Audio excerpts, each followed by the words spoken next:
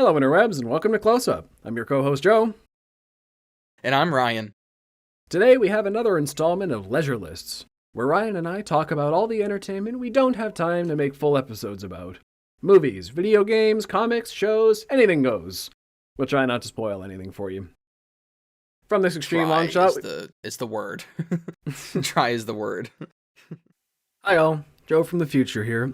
Just wanted to give you a warning up front that this episode contains major spoilers for The Last of Us Part 2. You've been warned. Back to the episode. From this extreme long shot, we zoom into our medium shot. So, Ryan, how's your entertainment treated you in general since September, or whenever we last did this? It's been okay. You know, it's not like, nothing's really made me go, holy crap, this is amazing. There's been one thing that I thought was really good, but I'll save that for my next thing. Because I kind of want to start off as a negative off the bat. I don't know why. But one thing I kind of was like a little hyped for, but not as hyped for, was The Crown Season 5? Yeah, Season 5. The Crown does this thing where every 2 seasons they recast all the actors because they're doing a different era. And this era was the 90s, during Princess Diana and Prince Charles's divorce and her infamous interview, and then there's little stories throughout the whole thing. But my God, was this season boring. It was so boring. I don't know what it is, and I said this to my friend, it doesn't feel like the same directors or even cinematographers or even like people, just like in general, are making the same show. The music's a little different. The color correction is so different. It just feels like a completely different show.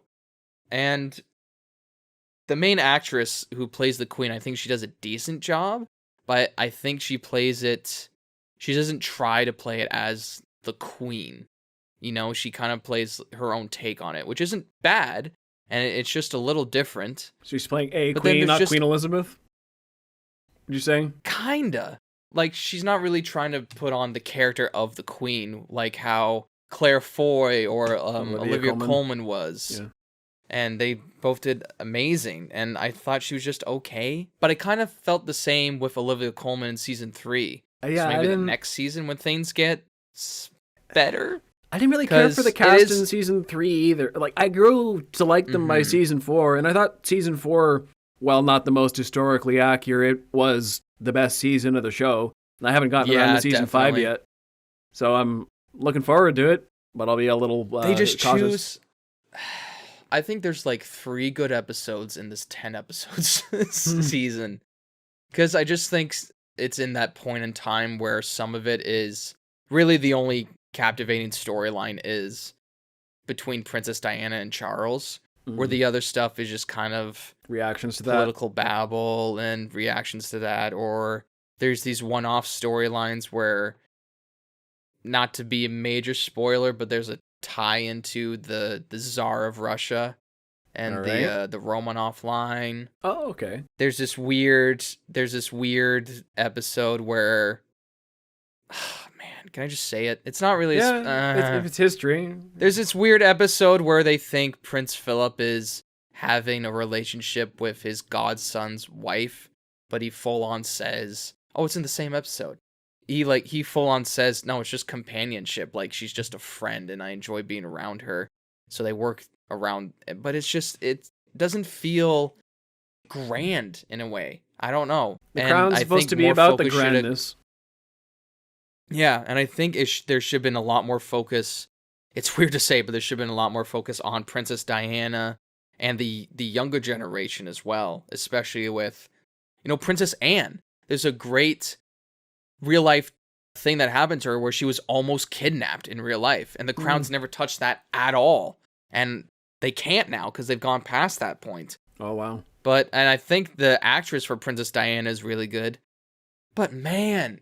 There's so many moments in like the earlier seasons, even Season 4, where they make certain moments in time feel like an epic moment or real, like this is something really important. And there's just ones where they rush through it so quickly where It's how they depict Princess Diana wearing the revenge dress when she gets out of the car. Okay. And it's just like, I don't know. It to me, it was like the editing and how it was shot. It lasted for maybe 30 seconds where she just gets out, and the actress does a phenomenal job who plays her. I think she does a brilliant job as Princess Diana. It's hard to beat the actress before in season 4. She did amazing. And man, I just thought they focused on moments that were kind of boring and they rushed through the ones that could have had a really strong impact. Well, fair enough. I'll get to it. Probably binge it around Christmas or so when I'm back home. It's the show I always watch with my mom, so yeah, haven't been It's home. a good Christmas show to watch. Haven't been home enough to get through that or even start it, but yeah. So for me, I'm skipping back pretty much all the way back to September here, but Westworld Season 4, I think I talked about a little bit in the last Leisure Lists.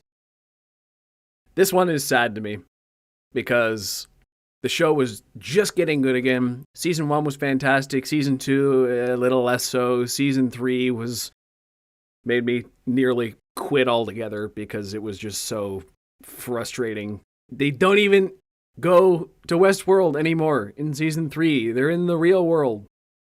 And it's got nothing to do with the Westworld bit anymore at all.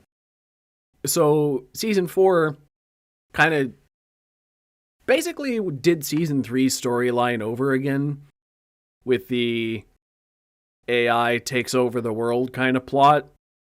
But so that's why it was kind of annoying in a way that they basically just redid Season 3's story, but they did it better. So Season 4 was actually the first upswing this show's gone on since Season 1, and it was really getting good. And the ending made me actually excited for the next season. I hadn't been excited about a new season of Westworld since the end of Season 1. And the ending of Season 4 actually got me excited for Season 5. And then they canceled it. In that wave. And I heard Season 5 was supposed to finish everything, right? Yes. Like they just need one more season? They only needed one more season. That was the frustrating part.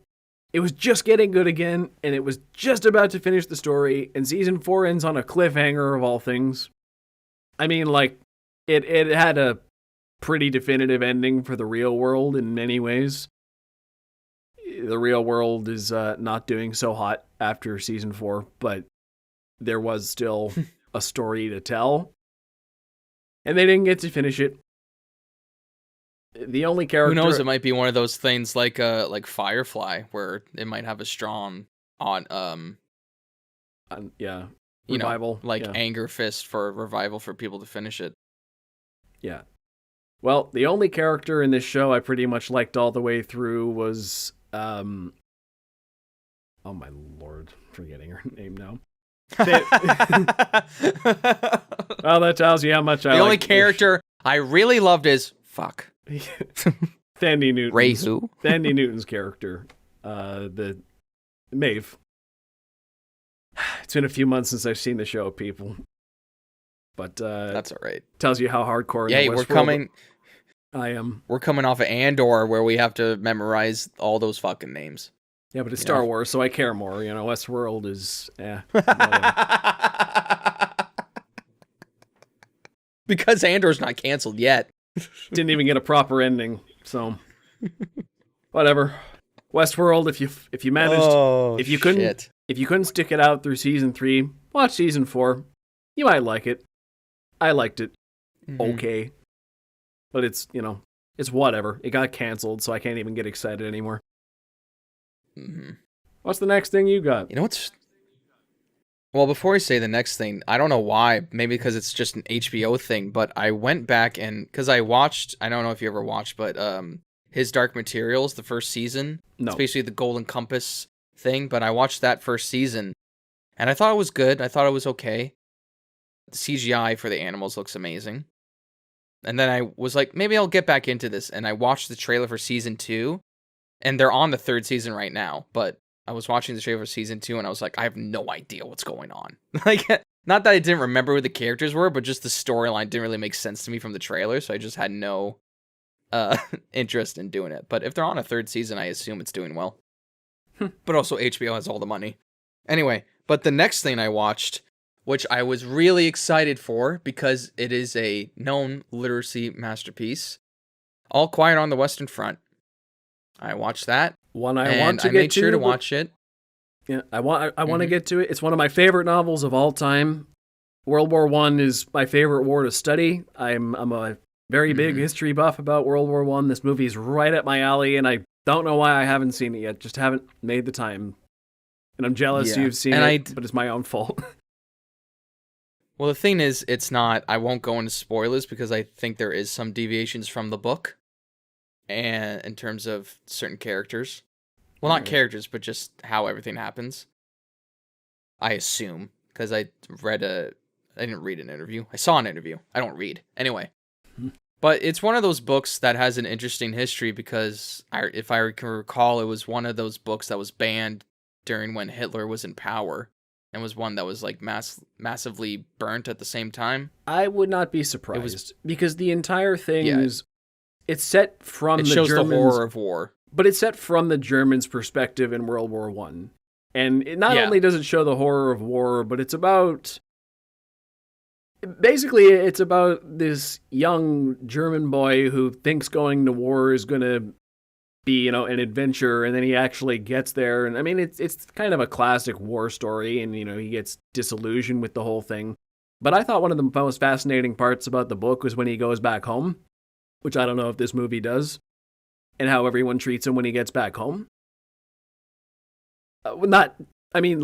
He's only there for a short. It's kind of a spoiler for the story, but it's when he gets sent back on leave. Basically, there's a section of the book where he gets sent back on The leave. main and guy, Paul. Yeah, Paul, where he gets sent back on leave to home, and him having to bring these experiences back home, and how everyone who doesn't really know what it's like on the Western Front all have these assumptions, and they all see him as a hero, Mhm. and they kind of treat him like, hey, why aren't you more excited about this war? Things are going okay, right?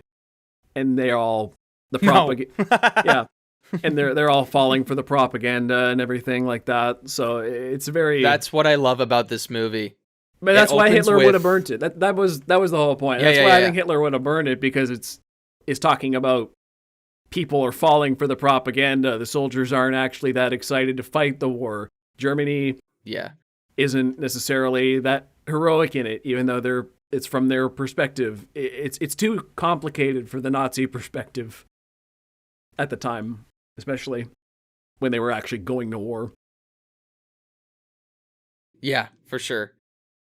That was just a point that I thought was really interesting. But why I like this movie so much, it truly does show how horrific World War One was, and how on the German side of things, it really just. And there's scenes I want to talk about, but I can't because I want you to experience it for the first time. But just shows how the German government or the German army manipulated its young men into going into this war, thinking it's a glorious thing, and when you get there, you'll fight with honor. And this is the show, because World War One is just generally known as a huge pissing contest. That's what it is, and they There's make no a note of it heroes. at the end of the movie.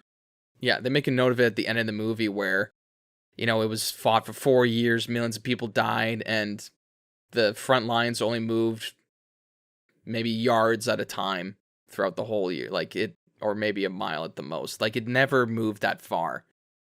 And just the brutality of some scenes, and you go through the whole thing with Paul and his friends, and you lose some of them along the way, and some of them just happen quickly, some you don't even ever see again. Yeah. And there's just some where they just have tragic deaths that are just sad, where it has nothing to do. Never mind. It just, there's some deaths where some characters that you think are gonna make it, and then they just die in just a simple way, and just it shows you the real brutality of the war, and it's just there might be a few changes that you might not like from the book in terms of certain characters' endings, but I think it's a brilliant way to show what war really is, and It's funny because it actually shows the French being menacing Yeah. for like the first time. Like they're an actual threat, before they all surrendered in World War II. I'm going to get political, all right? They dropped their rifles. Deal with it. Anyway, it shows how, These are my people. like, just brutal. It just shows how brutal both sides were. And you see Daniel Bruhl. As soon as I was like, oh, they're doing a German adaptation of this, Daniel Bruhl has to be in it. And I saw he was an executive producer on it. I was like, oh, yes, he is. And he's in it as well.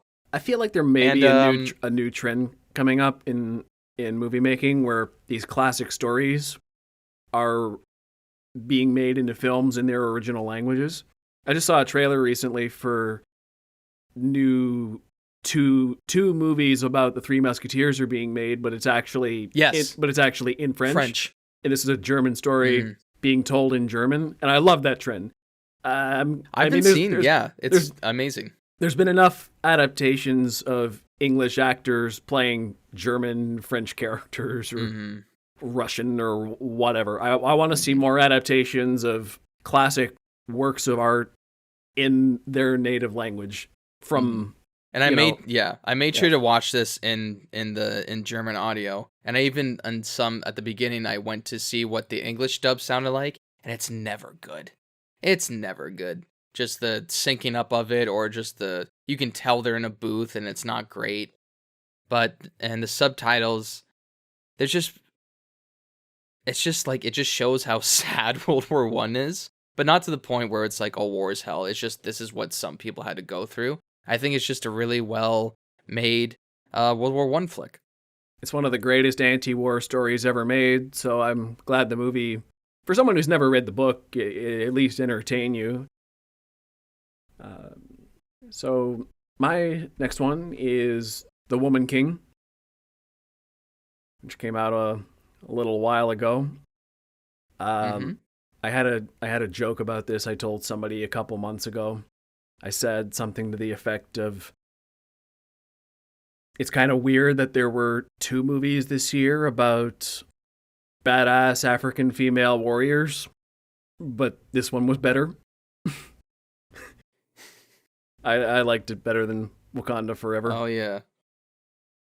Yeah. I hear there's some inaccuracies with that movie. But... Wakanda Forever or Woman King? Wakanda Forever. I mean, Woman King. Like, I don't know, what kind of inaccuracies are you talking about? Namor's wings were not exactly there on, oh, man. That's funny. Yeah. Of course, there's always inaccuracies in historical things. I knew nothing about this story, and this is the kind of story I like going to the movies for, because it's based on a true story. I know nothing about it, and I love seeing movies about African history, because once again, we're kind of seeing this globalization trend, like we were just talking about with All Quiet on the Western Front. Not that it's made by Africans, but it's a story about African history, which you don't see very much in North American filmmaking. So me knowing not a lot about African history, mind you, and probably getting fed some wrong information, I use these movies as kind of a gateway to a learning experience about cultures that I'd like to know more about. So for me, that was really fascinating that way. Oh, wow, this is what Dahomey was like in the middle of the slave trade. And oh, that was pretty fascinating how they actually captured slaves and sold them to the colonists as tributes to maintain their own wealth and status. Oh, they enslaved each other to maintain their own, like to save their own asses. So that's some real moral complexity there. That's really interesting stuff. And also, but that's not the core of it. That's just more the backdrop to it. But Viola Davis is one of the best performances I've seen this year in anything. She was really great in this movie. She's so good. She's phenomenal in everything she's in. Yeah, as General Laniska. Basically, the story is about how there's this one girl named Nawi, and she refuses to get married off. So they ship her off to the female army in the kingdom because there's nowhere else for her to go. Oh, she won't get married? Fine, we'll send her to the all-female army where they're not allowed to get married, or like they're military first and foremost for their whole lives. but she's not great at it because she's too rebellious a spirit. So they kind of try to toughen out that rebellious spirit out of her, make her into a team player, get her to fight with her sisters, and for the good of the kingdom. And it's just, and she kind of develops a relationship with the general. And a lot of the movie is kind of about their relationship growing into kind of a mother-daughter bond in a way. And it's... Well, that's not what I thought you were going to say. No. There's a big age difference, if that's what you were going to think. Oh, I see. Okay. I didn't get that first part.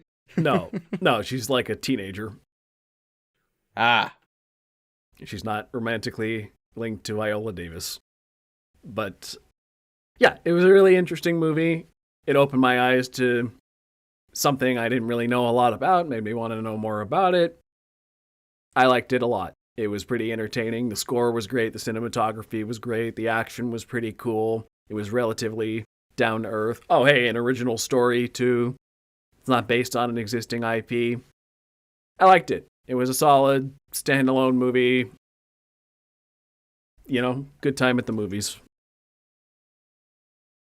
Nice. What's your That's next pretty good? Holy shit, I just saw your list. Bro, I have like 4 more things, maybe. This was like last...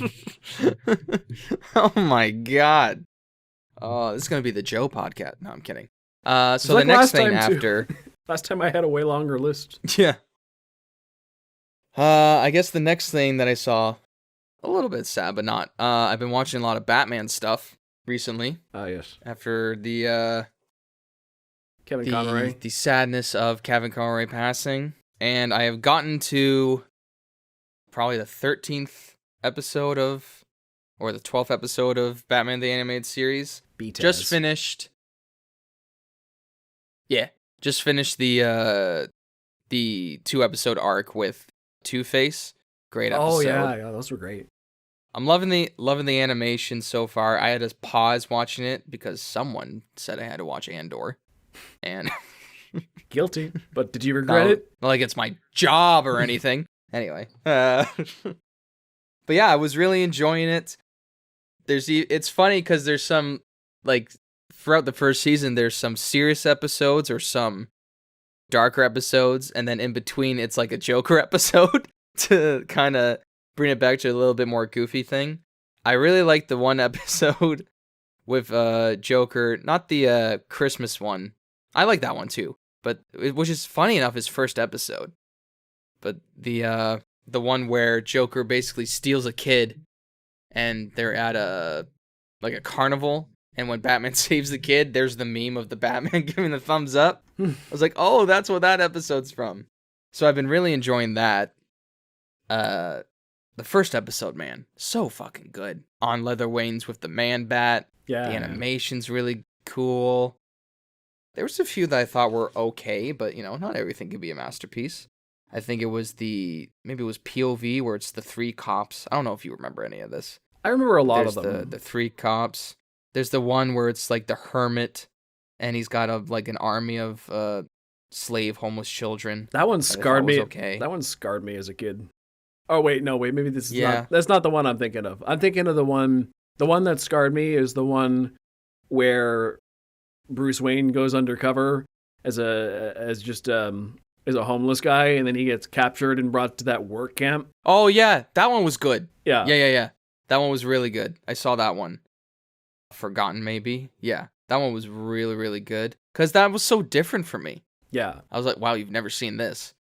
And I thought, what was the last laugh? What is that one? Sounds like a Joker one. It does sound like a Joker one. But it's funny with the Scarecrow one, Nothing to Fear. It's such a different design than he is later on in the show. Oh, yeah. And then also, especially when they do the reanimation. But I thought that one was good, too. And, actually, I have to look that up, the last laugh, because I think... But even Poison Ivy's episode with her introduction, and also Harvey Dent as well, where he's in a coma. I thought that was really cool. And I thought... But, of course, my favorite episode so far has to be the Harvey Dent arc, where because you're built up with this character throughout the whole show so far, and you get to know this character, you get to like him, and then when he has this horrible accident happen to him, it's really sad. You know, he had a future. He was a DA assistant, and I just think how it's shot and how it's written, how it's all excuse me, I just got an ad for more Ultra Sabers. I don't need more. But I thought it was I just thought it was a really cool the last laugh was the April Fool's joke where he released toxin everywhere. Oh, okay. That one was okay. But yeah, I just think, God, it's really well animated. And it's not even about Batman. It's just about Gotham. It's just about Harvey Dent going through it and that one. Gotham and all that. But another one. What did I like about not the Leatherwings one? Oh, the third episode with Scarecrow. That's the one where you first see the fear toxin, and then you get that speech from Kevin Conroy where it's like, "I'm vengeance, I'm the night, I am Batman." Classic. Just that iconic moment. And I could say the other Batman thing I want, but maybe we should move on and I'll say it next. But yeah, sure. I don't know. This one I'll can help me out. You can help me out with this one. Don't worry, darling. Which we have differing. I like this one. I did not care for this one as much as you did. This one was good to me until the ending. It had a lot of interesting mysteries. I was okay, like I'm invested. Okay, and then the movie just keeps going and dragging it out. And I'm like, okay, I get it. She's going crazy. She feels gaslighted.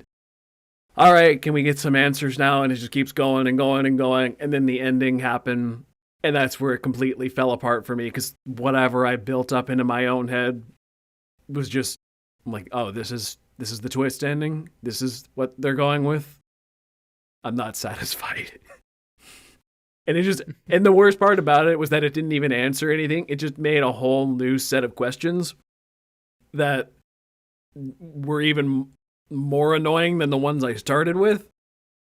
And it just kind of logistically ruined the movie. So I always said this movie was worth a watch. A single watch, you'll never want to watch it again, but it's interesting enough to sit through one time just to see it. It'll entertain you enough for one go, I think. That's my short opinion on that, but what do you think? Yeah, I really liked it from the, of course there was that like off-camera drama leading up to it that I think just gave it more press than anyone ever expected, but we don't really have to talk about that because everyone's talked about it to death. And I just really like the aesthetic of it. I loved it from the trailers. I thought, Florence Pugh is amazing. Fantastic. She carries almost every film or piece of media that she's in, and she fucking carries this one. Oh my god, her acting is phenomenal. Harry Styles even does a decent job. I've seen people like take jabs at him, but he's only been in 3 other things so far? Well, The Policeman as well that came out this year, but I haven't watched that yet. Look, what I'll say about Harry Styles, the worst thing about Harry Styles is that he has to act next to Florence Pugh. Yep. He's an okay actor, but she's a great actress. Mm-hmm. So when you put she has experience, together, when you put them two together, he looks like garbage because he looks like he's acting in middle school plays next to her because she's just so good. You put him next to somebody with his own experience, he'd look okay. It's just he was miscast for this part. I think he was okay. Well, it's funny because like Shia LaBeouf was supposed to be in the cast at first, and there's that whole drama, but then it's whatever. But I don't think he was miscast. I just think he just doesn't have enough experience to take on this role with this other partner. I think they had great chemistry. Yeah. I think my biggest gripe with his acting is that he just doesn't do a lot of facial acting, which compared to Florence Pugh, all of her subtle and nuanced facial acting is like everywhere in this movie. With him, it's just mostly just kind of like a blank face or just like a little, that Harry Styles smile. But I think vocally he's a great actor, and I also loved Chris Pine in this. He plays a cult leader really well, which is a little scary. He's so good. But it's one of those movies where it leaves you asking more questions than answering them. It's kind of like Nope, but not in a in good that way. sort of way. It's not like an Inception Not in kind a of good way. way, because with this, instead of you making it up as your own thing, there's just some questions that need to be answered for, like, there's just some questions that need to be answered for you Logistically. to make up your own logistically, because the reason why this world, it is the way it is, it's like, okay, but how are, not really spoilers, but like, how are the men making money off of this? How are they able to do this daily? What how are they doing? You know, Yeah. like, Oh, what are you're they right, you're doing right, yeah. exactly? Yes. And like, what's the point of this project? Or is it just because, or we're just doing the dangers of, society? Like, and I think Olivia Wilde is a good director. I think it was directed well. I just think it needed a little bit more explanation about what was happening. You don't have to go full out like Matrix Reloaded, Yeah. where it's like 10 to 15 minutes of exposition at the end. But just give us like a little bit more. Cinematography in it was gorgeous. The 1950s aesthetic, I love that aesthetic. I want to live in that town. Made me want to all the suits, live in the houses. It made me want what a to simple be life. there. It's one of the guys, of course, because the movie. Actually, no, I take that back. That's a bad. Whoa! That's a bad. Whoa. No. You wanna live in the 50s era, just not this 50s era. I don't want to live in the 50s era, because the 50s era was, bad for many reasons. I want to live in now with the 50s aesthetic and vibe. I see. Do you still want Wi-Fi? Yes. Like this neighborhood seemed great on the surface, It's like, unlike the 50s, it's a pretty diverse neighborhood. There's no like class bias or racial bias or anything. People are just kind of living in the nice white picket fences, driving the cool cars, dressing all snazzy, even the parties, just kind of having fun. And there's a darker undertone for sure, but I like the nice side of the 50s. For sure. There is some visual stuff that doesn't make sense if I rethink about it. Yeah. Just because of, okay, why does that make... Because some of the spooky stuff just doesn't make sense. Because maybe it's because... Is it the actual world breaking, or is it her psyche that's going awry? I think it's that so one. There's just that, like... There's just like stuff like that. Oh, that like when needs the to be house... explained a little bit. Like when more. the house is collapsing in on her and stuff like that. Yeah, that, and also there's a scene where it's in the trailer too, so I guess I can spoil it. But she sinks in the bathtub, but you see the Florence Pugh and the reflection look. Yeah, that's over to too. her. Yeah. So there's that where I was just like, it's like a spooky visual, but is that like, why is that happen? I don't need like a full on like, oh, this is why this happened, but just, is it her mind breaking? Is it But there are subtle visuals where there's like a frame, if you go frame by frame, where you see a certain character in a position that is explained a little bit later on, but I don't want to go into spoilers, because this does deserve a watch solely for Florence Pugh's performance. Pretty much, yeah. She's astonishing. Another interesting thing I noticed about this movie at the time was its soundtrack, because like I said, I'm pretty big into 50s culture, so I knew a good deal of the songs on the soundtrack. And as I was watching the movie, I started thinking to myself, oh, I wonder if we'll get any, like, Elvis or whatever. Because I think I'd just seen the Elvis movie a couple months ago, so Elvis was fresh in my mind. I'm like, yeah, are we going to get any Elvis? And then I thought about it for 2 seconds in the theater, and I'm like, no, we're not. I bet you they're not going to play a single rock and roll song on this soundtrack. And I was right. I recognized a lot of the songs, but I'm like, no. Rock and roll's all about rebellion, questioning the social norms. They're not going to do it in this movie. That's the exact opposite thematically to what they're going for here. That's not what this neighborhood is. That's not the side of the 50s they're trying to portray here. And I'm like, that. It'd be funny. Like the soundtrack, people who did the soundtracks, they were smart. I thought that was clever. It'd be funny though if like Elvis showed up in the just to break the world, but if it was Austin Butler. I don't know why that's funny to me. It's like something's wrong. It's like crossing universes. Just to make, for some reason, in Hollywood, that Austin Butler is Elvis forever now. May as well be. I wouldn't be mad. He basically talks like him now, which sucks. But also, if you talk like Elvis for 2 years straight, you're gonna sound like carry that a little bit over. Yeah.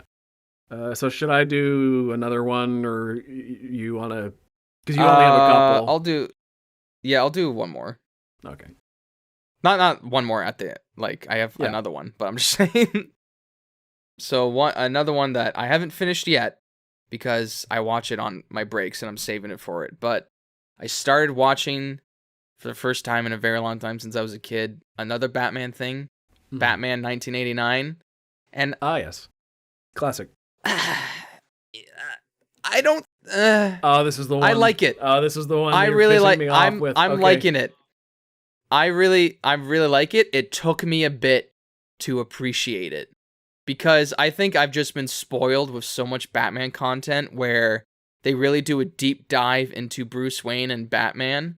Where I think with the Tim Burton movies, it's more about here's Batman and the story driven points are the villains.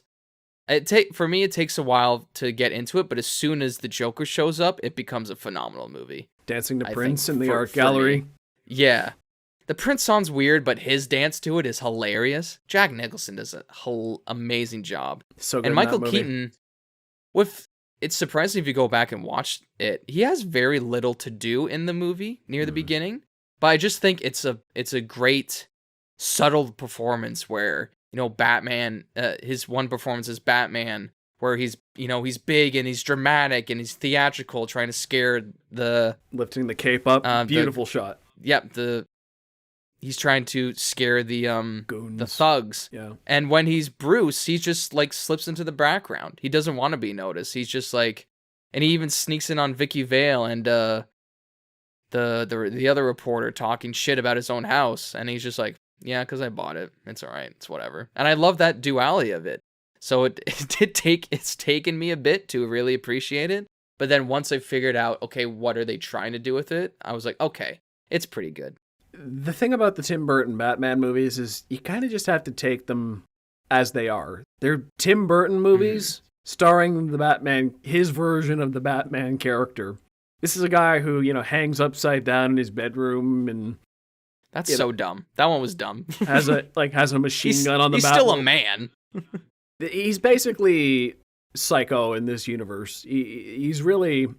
Tim Burton sees Bruce Wayne as a crazy guy, just as crazy as the people he's putting in Arkham Asylum. And I think that's why those movies work, is because of the duality. The Joker sees it too in the first one. He sees Batman's just as crazy as he is, but they're two sides of the same coin, which is why they always work well together.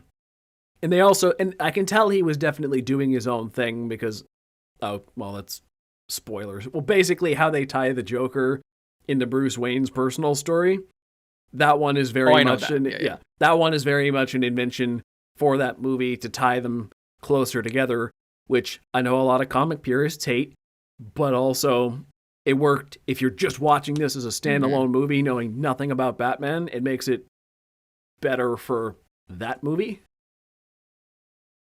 Yeah, so, I think I'm really enjoying it so far.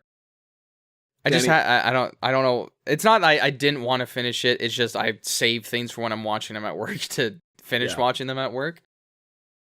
But Danny Elfman's score, is the same score they use for the animated universe. But oh my god, another thing too, the set is incredible. I was about to talk about good.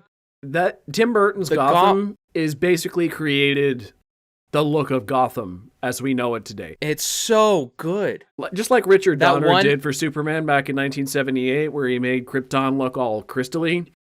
That changed Superman lore forever. Tim Burton's Gotham has this is a world where 1940s cars can exist with the police blimps, but modern technology. They have cell phones, but not computers. They've got, bat signals, but all the cops are 1940s noir with police blimps, but there's gargoyles. It's an 1800s city. It's this anachronistic city where everything exists at once. And that was Tim Burton all the way. Yeah. And it's one of those eras where it's just everything's hand built or everything's a painting. So it just makes it so much more gorgeous. It's really good. And I was at first, I was like, oh my god, am I going to be one of the Keaton haters? And I was like, no, he's just a more subtle Batman or a more subtle Bruce, and which is a cool take on it. Yeah. Fuck, what else I was gonna say? Oh, Vicky Vale's pretty good. I think my favorite character though near the beginning was that cop where it's like, "You're out of your league, Knox." I love that guy. He's so funny, just his voice. It's like, "You don't know what you're doing here, Knox."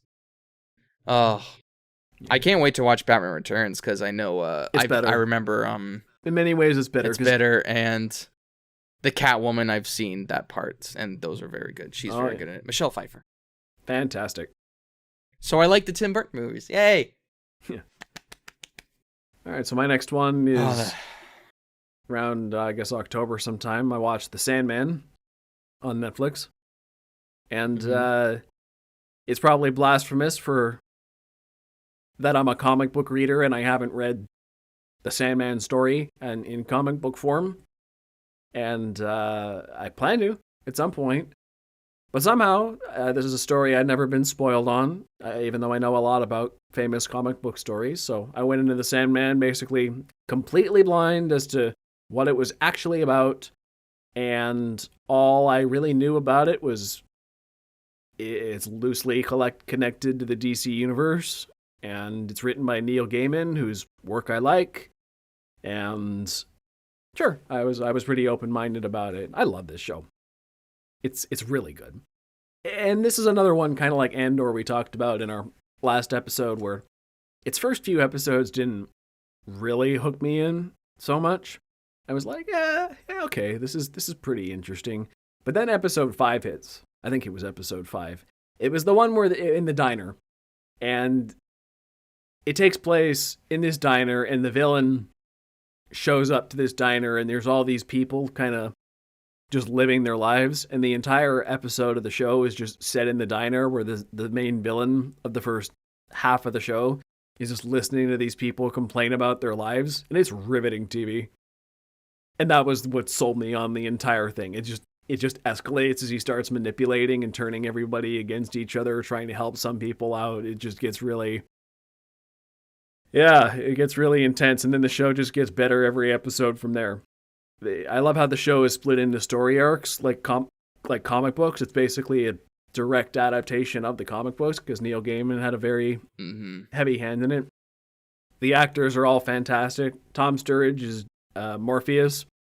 Guy had me right from his voice. Just the voice he uses as this character is just, ooh, I want to listen to everything you say because you're just so engrossing. And I like his story about, can gods have character development? And he kind of goes through that kind of crisis of faith in a way and sort of learns about himself and his role in the universe and how he can, his role is basically he controls the dreaming, where when people go to dreaming is an entire realm which he controls. So every human being visits his realm. And his siblings also have their domains as well. You know, there's destiny, desire, death. So they have different domains like that, but his is the dreaming. So he's basically responsible for everybody for a large chunk of their lives. So he's very important. He controls their, just where they are for a large amount of their time, where their conscious spends their time. So because he's a very flawed human being, he's got to learn about his responsibility a little bit more, and can he change certain things? How much should he interfere for the greater good? It's got a lot of fascinating, complex moral questions that really leave you racking your brain at the end. And you think about these episodes long after they're over. Is a great thing I can say about it. Like, everyone has a philosophy question that you're just like, that makes sense. No, it should be this way. you think about it a lot. And that's really cool. Yeah, I've heard good things about it. I just, I don't know. It's just one of those things where I just haven't gotten into the DC shows. But I've heard really good things about it. It's so loosely DC. It's barely. Yeah. That's what I've heard as well, yeah. They have an sort of version of Constantine. Mm-hmm. Who's not. And what I never realized, this has nothing to do with Sandman, but what I never realized was, the show Lucifer. Yeah. I didn't know that tied into the Arrowverse at all. I thought it was its own standalone thing, and then he shows up in one episode of Arrowverse or something like that. They tie him in. I didn't know that was based off like the DC universe. Lucifer. Yes and no. Lucifer wasn't connected to the Arrowverse shows before Crisis on Infinite Earths, where they had to go to hell. And I see. Like, in the Arrowverse, they'd been to hell a bunch of times, but they never met Lucifer. So when they actually had to meet Lucifer, Crisis on Infinite Earths was about all these crossovers anyway. So they're like, oh, how about we get the guy who's playing Lucifer on the Lucifer show? I see. Which, okay. That version of Lucifer is based on a DC property. So it wasn't connected to the Arrowverse, but they just figured, yeah, let's bring it in. And Matt Ryan's Constantine is basically on everything anyway, so yeah, so that was how they tied that in, just for a cameo. I saw a scene where he was just being a dick to Constantine, and I thought that was really funny. It's great. But yeah, I'm gonna steal something off your list, because the thing that's been taking over me these last few months has been God of War, but I did a whole fucking episode on it. Yeah, we're not covering the ones we talked about already. Yeah. I'm gonna steal them from your list. Guardians Holiday Special. Yeah. I watched this. I watched this maybe a week later after it came out. I thought it was really fun. I loved it. A fun little holiday special. Oh, okay, love is a bit much, but I really liked it. Mm-hmm. Fun little holiday special. Gave some time to flesh out some Mantis's backstory a little bit, and Mantis gave and Drax. her more screen time with Drax. And I love how they didn't force them to be a couple. They're just two like buddies who, just travel around the galaxy together. And well, I mean, Kevin Bacon is so funny. They nipped it in the bud right away. The couple thing, like just the thought of being with you physically. But yeah, Kevin Bacon. Yeah, fantastic. Peter Quill's hero. Who I love how it's nearly like James Gunn thought about this like 2014 when the first Guardians came out, and he's talking about his hero Kevin Bacon. Like, how many times has he mentioned Kevin Bacon or Kevin Bacon movies throughout the Guardians tenure? For sure. So this was mostly perfect. Footloose. Mostly Footloose, but how many movies was Kevin Bacon in by 1984, wherever Peter Quill got taken away? So he only saw so many. Yeah. But what I found funny about Kevin Bacon's talk about all the stuff he auditioned for, and he talked about Batman. So there's been a Superman reference and a Batman reference in the Marvel universe. So it's like everything on our Earth is in real life is exactly in the Marvel universe. It's just that the Marvel universe's heroes are real. Yeah, I think, which is really strange to me, because they even referenced, they were like, "Oh, Drax, let's take a picture. Oh my God, it's the God of War." And I thought that was really funny. I feel like Marvel and DC both, like, I know in the Arrowverse, the Marvel characters are the heroes they read about in comic books and stuff. So that's just, it's kind of a fun little job between the two. Yeah, there's also a Jack Sparrow like picture person there too. So you're just kind of like, is this lore break? No, let's not think about it too much. But what I didn't understand was is this what LA's like around Christmas? Like, why is everyone dressing up in costumes for Christmas? No, that's just LA in general. Where you just have people walking on Hollywood Boulevard or in front of the big theater there as just Hollywood characters, and they'll just get pictures for money. Yeah, that's just Hollywood, baby. I love the scene when Drax and Mantis break into Kevin Bacon's house, and it's like a horror film. So good. He's running away. She's jumping on the walls. They're worried about the elf man and the candy cane. Yeah, he thinks the candy cane is a person. I also love how it actually shows both their power levels too, because what you see them, they fight like aliens or Thanos, so you don't really know what their power level is. But against like regular people and bullets, it tickles Drax. So it actually shows the power level of him. Flips the police car. That was cool. That was a great shot. Mm-hmm. Great shot. And even there too, like the sets on their, I guess the new Guardians HQ is really well done. You can tell it's a full set. I don't know what the planet they're on. I can't remember. Oh wait, I think it's Nowhere. They said. Nowhere. Yeah, it's Nowhere. Yeah. And the Groot, I thought it was a costume, but apparently it's all CGI. James Gunn came out and said it was all CGI. Yeah, that I could tell. I think he said on purpose. He said on purpose, or someone said, well, then I guess they made it try to look like it was someone wearing a suit. The Groot CGI was probably the worst, one of the biggest criticisms I have with the show. Like, it could clearly, Oh, come clearly on. clearly the budget was a little bit less for this special, like it was for Werewolf by Night, which is fine. I just noticed it a little more in this one because I've seen the Guardians with a bigger budget, and the Groot CGI specifically stood out to me as a little wonky. But I didn't really I thought it care. looked great. I didn't really care. I'm just, looking to criticize something, if anything, because, that's what we do. We criticize. I love that Sean Gunn's character's present is a sculpture of him holding the sculpture of him holding the sculpture.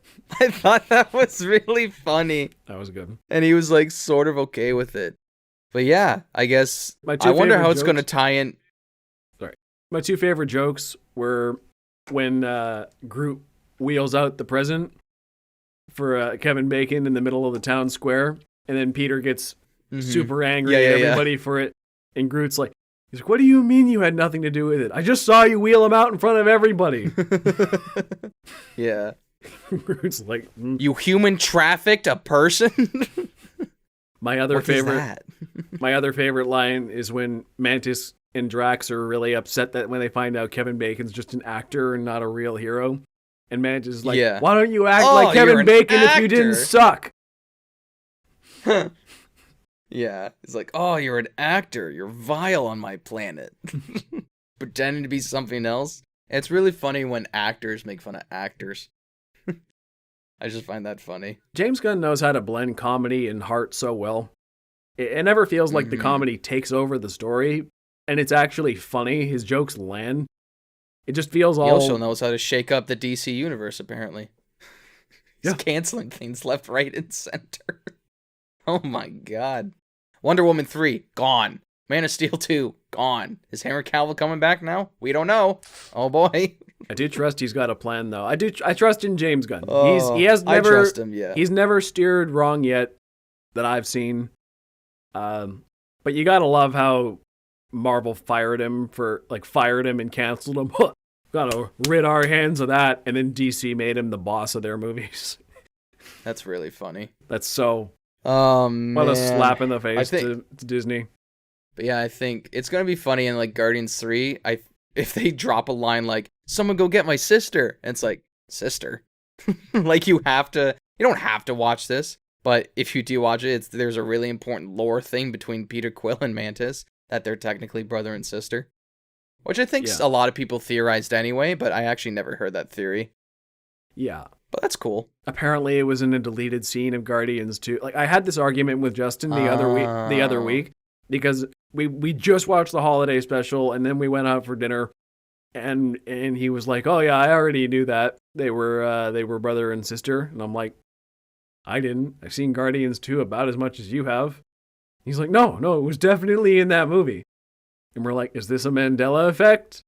Like, why do you think there was a scene like that?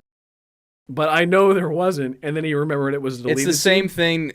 It's the same thing when people talk about Gamora. Avatar and when and Neytiri and Jake, they like connect their ponytails together to have sex. Yeah. I'd be like, no, that was in the movie, I swear. But it was in the extended cut, not in the like theatrical cut. So when people watch that movie, they're like, what the hell? Interesting. Yeah. All right. So I'll do another one. And do you have any more? Or should I just power through the rest of mine now? I don't know, but I can talk about one of them. That's on your list. I'll just highlight it if you can see it. Okay. Yeah. Okay. We'll get. I'll do a couple more, and then we'll do that one. A couple more. He has 7. I'll go through it faster. I promise. All right. So the next one is Power of the Doctor, the not quite 60th anniversary special. No. Ryan's typing in the chat. I typed in his chat that we can both see live, watch Game of Thrones. There's all the shows I don't know what they are, so I keep telling him to watch Game of Thrones. One day. So Power of the Doctor, that's not quite 60th anniversary special. I think it's the 59th special or something like that. It's the culmination of the Chris Chibnall, Jodie Whittaker run on Doctor Who, seasons 11 to 13, and the last couple specials. I have not liked this era very much, and that makes me sad because it's the first time I've ever seen Doctor Who live. I've always been playing catch-up from season 1 in 1963 to present. I've never seen Doctor Who live until the Jodie Whittaker era, and it's one of the worst ones I've seen out of all of Doctor Who. And I've seen them all. Even, like, the Colin Baker seasons. You mean doing a diversity casting isn't enough? And I didn't even mind that. You know, honestly, I did have my back up a little about it when I first heard it. Because I was like, oh, well, like, the Doctor's never been a woman. But then I thought a little harder, and I'm like, they're an alien, and they shapeshift bodies all the time. Who cares? And sometimes the same body. Sometimes the same body. So that, you know, I never really cared about Jodie Whittaker being a woman as the Doctor in the first place. So that I was willing to go with that. But the writing for her series is so bad. Damn. The companions never really get any time to breathe. The only companion who's been with her for all 3 seasons kind of had a queer baiting story with her for the last year, and that never went anywhere at all. And that was the closest she had to an actual story as a character. I'm like, oh, okay, that went nowhere, thanks. The character they just introduced the last season got sidelined at the start of this special, and he didn't show up again till the end. I'm like, are you kidding? And then the entire episode is basically just cameos of people from classic Doctor who, if you've just watched the modern show, you would have no clue who these people are. Or you're like, oh, I guess they're old companions of the Doctor. And you don't, yeah. You don't know who these people are unless you're like me and have seen them all, but I'm in the minority there. There's a lot of people who've been watching Doctor Who for decades. They love the references. I'd love the references, but a lot of people also would be like, why did you sideline the character I just spent a whole season knowing just to talk to these people like the entire hour that I have no idea who you are, and you're taking up all the screen time now. And the main bad guy's plan is super convoluted. It's like, it's whatever. Doctor Who's always been convoluted, but this is just, it's just sigh-inducing convoluted, but just take it for what it is, because it's over. No more of this. Russell T Davies is coming back. We're getting the revival, and Doctor Who might be good again. I kind of liked it. It was a decent ending for Jodie Whittaker, actually. I got a little emotional at her send-off. It was, you know, it was well handled. She got a good ending, I think. All her supporting cast, not so much. But I did like how they very ended up, like what her supporting cast did, and I don't want to spoil it, but it basically, it nearly brought me to tears because of what they did right at the end, where it's basically just cameo central. But they bring back, right. I don't want to spoil it, but I mean, Joe, you got a speed run, buddy. You okay. You got 7 more to go. All right. Well, I'm kind of spoiling it, but there's one character they have there who is like 100 years old in real life, and he was oh, wow. He was on the show back in the early 60s and hasn't been on in 60 years. And just to see him, John Hurt, he's dead. Just to see him back was, I'm like, oh my lord, they brought him back? That was crazy. All right, so my next one. It's like that one guy from the first Iron Man movie showing up in Far From Home. Yeah. The scientist. Yeah, like, whoa. Yeah, I remember. They brought him back? For the Tony Stark built this in a cave. Yeah, and I didn't even recognize him. That was a good play on that in Far From Home. Mm-hmm. So my next one. And you go back and watch the movie, you're like, wow, it's the same guy. My next one impressive. It's called See How They Run. It's a detective thriller kind of story, and it was all right. It was, the coolest thing about it was basically in these whodunit stories, there's a lot of cliches, but this one was a little bit different because the detective has to have this rookie cop who he's saddled with showing the ropes as he's investigating this murder. And the rookie cop is super idealistic, and she's, trying to learn everything she can. She writes down literally everything he says. And the main detective is kind of just this cynical alcoholic detective who doesn't really care, and he doesn't want to be stuck with this rookie who's super enthusiastic to be investigating her first murder. And basically what happens is the setup is Agatha Christie's The Mousetrap is going to be adapted into a movie, and the movie producer ends up dead, and everyone who is in the play has a reason to kill him. So basically they're investigating a murder about a murder mystery, which is, it's kind of cool. It's not great. It's kind of fun. It's got fun moments. Some of the writing is a little bit clever. It's got some decent twists. You're not going to remember it very well, but it was fun enough. My next one I just saw the other week, The Fabelmans, Steven Spielberg's latest.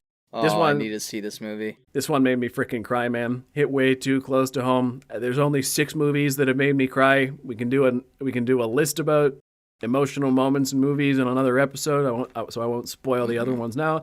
But The Fabelmans made me cry. I walked out of that theater in tears because it was just way too real for me. It's like watching the last 10 years of my life on screen. Just the relationship he's got with his family, just what his family means to him and how they contribute to his artistic passion and help foster that or help dissuade it, or, everybody's kind of just the way his passion is played out so similar to how mine did. It was just, I don't know, it just kind of blew my mind. It's kind of a semi-autobiographical movie about Steven Spielberg made about himself. So a lot of it is based on his real life. And Spielberg's a master, what can I say? The cinematography is fantastic. It looks great. The characters are all multifaceted and three-dimensional people, and it just, I'm invested in their story. I wanted to see a lot more of it. It was a pretty long movie, but I left wanting more still. It was paced really well. John Williams' score, fantastic. Fabelmans is one of the best movies I've seen this year. So far, it's cracking my top 10. It's great stuff. I don't know if I've even seen 10 movies this year, Joe. Oh, I've seen dozens. Today we filmed this podcast. I just finished Buffy the Vampire Slayer season 5. This is a emotional roller coaster of a season where magic shenanigans happen. Buffy has a sister now because of magic shenanigans, and that's how that starts. But season 4 was a bit of a dip in quality from the highs of season 1 to 3. So I was happy to see season 5 was a return to form. This is a show I've watched sporadically for since high school basically, and I'm only on season 5 out of 7 now. But I forget sometimes how emotionally invested in this world I am and how good the writing is. Because when the emotional moments hit, they hit so hard. Sarah Michelle Gellar nearly, she makes me well up with her acting. She's so good. And she really has to have a lot of, really heavy moments in this season. It might be the heaviest season out of the ones I've seen so far. It's so good. Joss Whedon's style get a little jokey sometimes. Yeah, but it's season 5. That's just what the show is. It's pretty jokey. How so? How so? Cut to Justice League. You've seen his movies. You know what he's like. So it's a little jokey sometimes, but you know what? When the emotions hit, it gets real.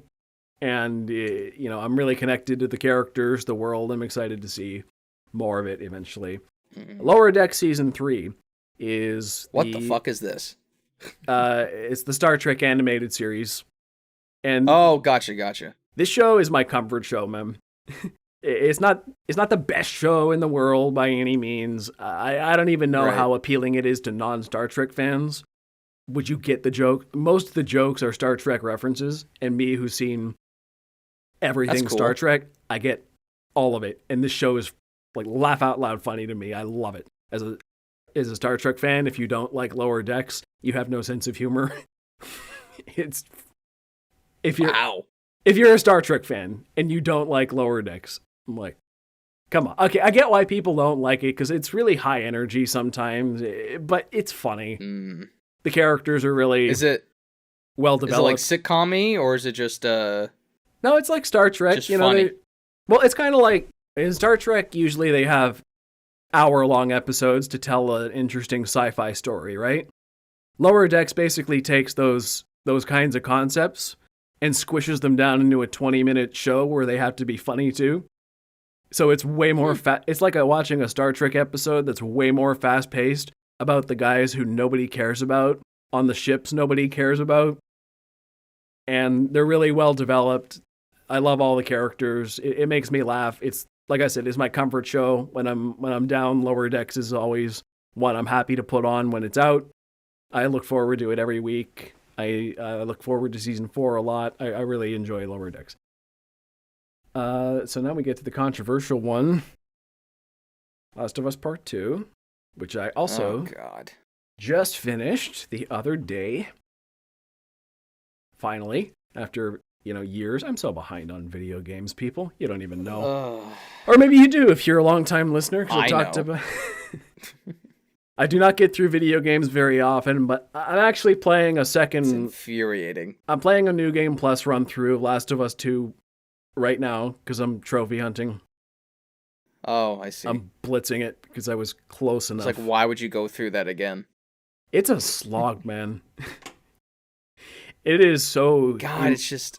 It's so emotionally heavy and like it crushes you very early on, and then it doesn't really let up. It's just relentless, and even the weather doesn't let up. The whole game is designed to make you as depressed as possible and just feel like you're crawling through the mud of Seattle on a fruitless revenge quest.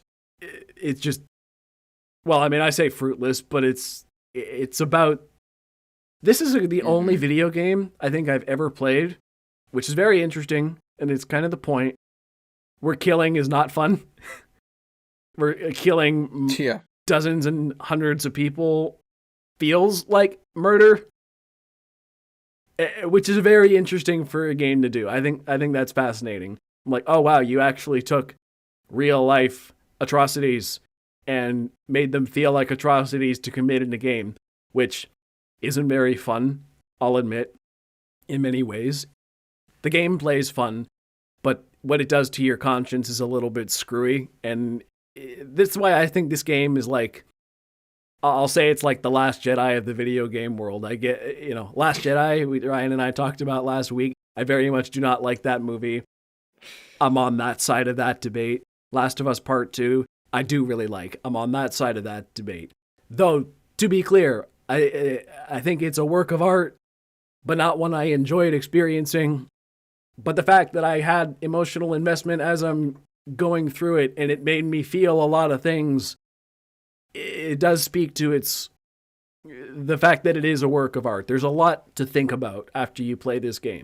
Like, for example, without getting into heavy spoilers, I think it's really interesting that Abby, for example, has it's a multi-sided revenge quest. Abby has a revenge quest against somebody.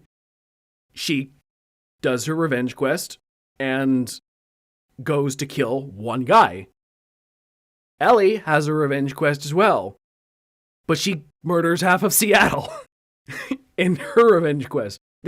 So the one is like, yeah, you get Abby's revenge quest, but also she only does one thing. At the end of the game, she's kind of done the lesser of all the evils. Ellie's the one who committed countless atrocities throughout the game, but she's the one, and that's why I fucking hate this game. Is morally just at the beginning. Like, oh yeah, we want to do what Ellie wants to do, but they kind of made her the bad guy and made us sympathize with both sides. It screws with your head, and it's a crazy. That's what's fucked. Piece of writing. That's the character fucking assassination that I was talking about.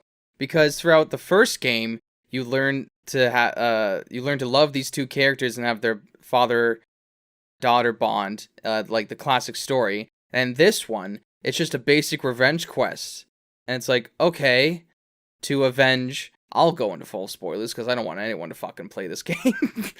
Just to avenge the murder of Joel, which is not done well. I mean, well, it's done well, like it's brutal in that world. What I mean, it's done so fast, so quickly, and then throughout the whole time you're playing as Ellie, you have her girlfriend. I can't remember her name, but her girlfriend the whole time talking about Nina, who Dina is talking about how, well, maybe Joel didn't do the right decision, or maybe Joel, like, shut up. Like, yeah, we know the ending where morally it wasn't correct for him to do, but he did it to save Ellie, and he would do it all over again, and we probably would have done the same thing. Yeah, but the reason and then the whole game, I'm not done. And then the whole game where they try to make Ellie a bad guy and try to make you sympathize with Abby, who is a fucking nobody, where your first introduction to her, she kills Joel. Don't do that. If you want her to kill Joel, just do it later on. Don't be like, say you had to, okay. Say, what's something I can think of? Okay. Random thug number 3, right? In just a random movie. Goes up, meets Batman, kills Batman, or whatever, you know? And Batman is actually dead, just fully dead. But here's the backstory of Thug 3, and we get to play as her for 10 fucking hours, and why we sympathize with Thug 3 with killing Batman. No, what they should have done, in my opinion, is have Abby meet up with Ellie at one point, and they're both trying to get away from the Horde or whatever, and they go and they try to get back to Jackson together. They build this loving relationship with each other, almost like a sister-sister thing, and then when they finally get to Jackson, Abby sees that Joel is there, knows Joel is there, and then ultimately she kills her. She kills Joel. And there, you have the conflict between Ellie and Abby, like, oh, I thought I trusted this person, and then you have that revenge story going on. You make your audience play as a character who murdered one of the most beloved characters in history for 10 straight hours, and you give this, like, basic backstory about why, because her father was the doctor that Joel killed that was going to operate on Ellie, which doesn't make sense anyway, because you can't do a vaccine for a fucking fungal virus. But in that world, it doesn't matter. It's so disrespectful to the people who played the first game, to me. It's so disrespectful. And then they try to make Ellie a terrible person, where when you play as Abby, you can pet the dog all you want. But when you play as Ellie, you murder tens of thousands of animals throughout the whole game. Or not animals, just dogs. And to me, that's just one example of how disrespectful it is. Gameplay-wise, it's fantastic. I'm going to counter you. Visual-wise, it's fantastic. We should probably have a whole Last of Us discussion where we really get into this. But I'm going to counter and say, well, when I finally beat it. Doing a playthrough again, the very first scene in Jackson, Ellie's petting the dogs too. You know, she does get some moments like that. She plays with the kids, whatever. But the reason I don't think it's that disrespectful is because it's all about the moral grays. They talk down to Joel. Sure, that sounds disrespectful. But this is from their perspective. We played the first game. We know how Joel saw things. And how he saw things, he's still allowed to see things that way. How Ellie and Abby see things, they're allowed to see it this way. We're seeing it from their perspective now. Ellie being a monster, we kind of feel that way as we're playing her, but she's starting to feel that way too as it goes. We're getting into her head throughout her revenge quest, and we understand why she's doing what she's doing. And we hate Abby just as much as she does. And then we play Abby, and we kind of get what she's doing too. And while Ellie's going on this downward spiral, Abby actually has some character development. She's growing as a person while Ellie's getting worse. So now we start seeing Ellie from Abby's perspective, and she looks like... That's bad storytelling. I think it's good. That's terrible storytelling. You were taking this character that was so beloved throughout the first game and throughout the whole community, and you actively write her as a worse person. Fuck you. You take this other character. That's not bad.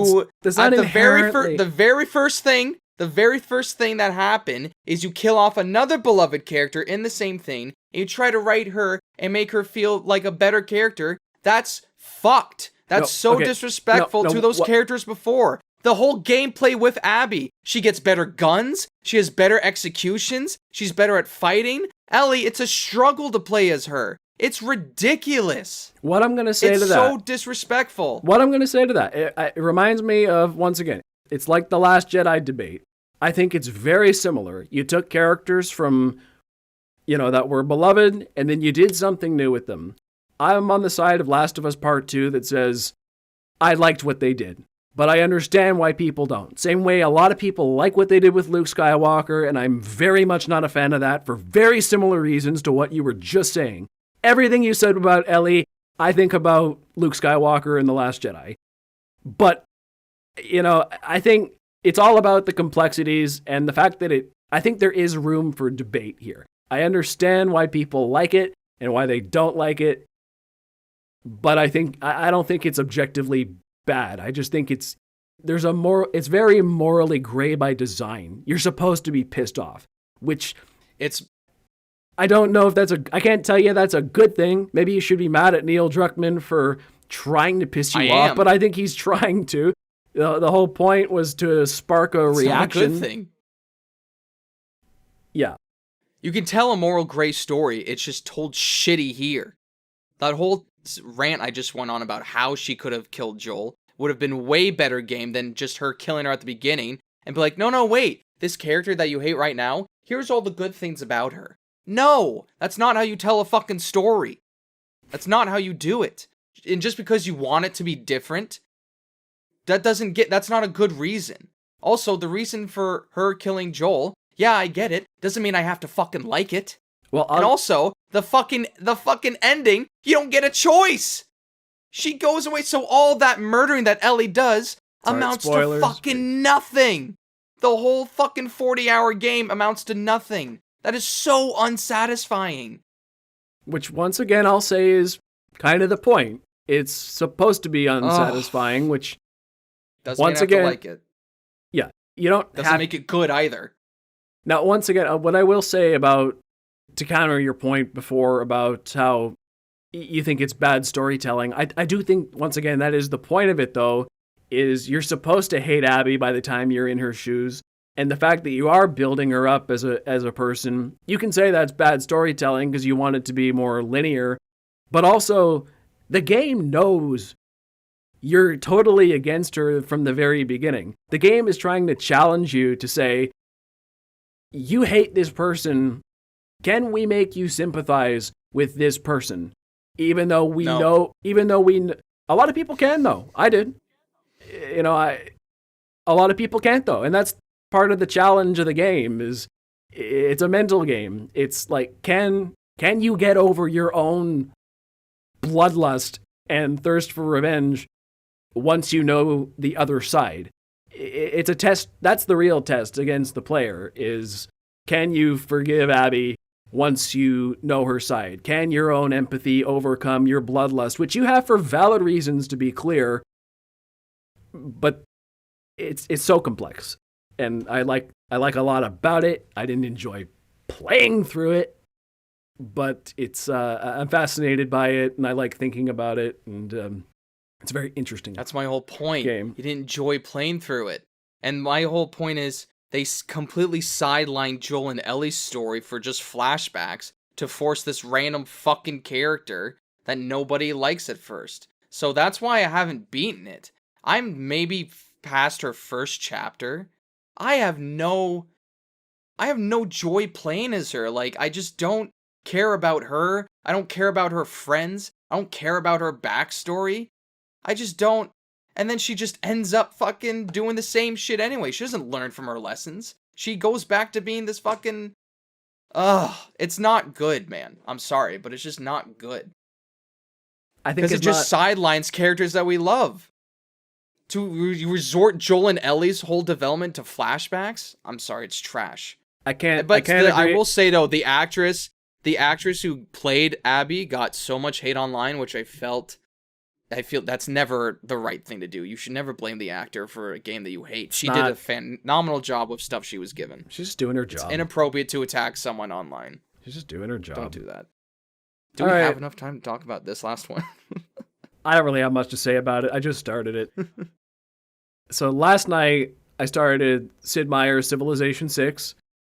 I'm a big fan of real-time strategy games, and I become a different person when I play them. I become obsessive, like super obsessive. I started around, I don't know, 10 o'clock last night and played till 5 in the morning, even though I had work at 8 the next morning, and I had to get up at 7. I got 2 hours of sleep last night. What is it, wow. 11 o'clock now? So I'm down to 20... I'm up to nearly 30 hours without sleep now. Nearly. How do you feel that that for a best strategy game this year, a Mario game beat out Total Warhammer? Interesting. You can see the rage inside you. No, I don't care. I don't care. A good game's a good game. I don't really. A Mario plus Rabbids game beat out Warhammer? Come on now. I don't know. Anyway, go ahead. I can't judge. Yeah, I don't know. I'm really liking this game so far. It's kind of cartoony, which is interesting, but it's kind of fun, and I get absorbed into it very easily. I'm like, oh, one more turn. Oh, one more turn. Oh, I'll go up to number 50. Oh, I'll go up to 100. Oh, I'll go up to 150, and then it's 5 in the morning, and I'm like, oh crap, better sleep. Mm-hmm. So yeah, it's really good so far. I'll come back to it. I have a long way to go before I beat it. I am screwing myself. I like real-time strategy, but I suck at it. I already lost my main capital. Stupid Queen. No. Queen Victoria took it over. That bitch. Yeah, because she put all her technologies in way above, and now she's in like the modern era. So I still got guys with like pikes and I was just getting like crossbow guys. I'm like, oh, I just upgraded my guys to like the medieval era. And then she comes in with freaking muskets, kills all my guys in one shot that I'd spent like 2 hours building these guys up. Damn, and then she just comes in and decimates them with muskets and takes my capital. Mm-hmm. And that's what this game is. I don't know what I'm doing and I need to learn. But that's all I got to talk about. Yeah, those real-time strategy games I could never get into, but I always loved the concept of them. They're so fun. It just felt like to me it's like Risk but virtual. And I know Risk games go on forever. Like the board game Risk. Oh yeah, that's pretty much how this goes too. Oh man. You got anything else? Should we even do a Last of Us episode or did we just do it? We did a secret episode in this one. Maybe I'll just post that whole bit separately, like The Last of Us, like episode 20. Sneak peek. Episode 35.5, The Last of Us 2 to be. No, we should do a full episode because I want to talk about the first one and the second one.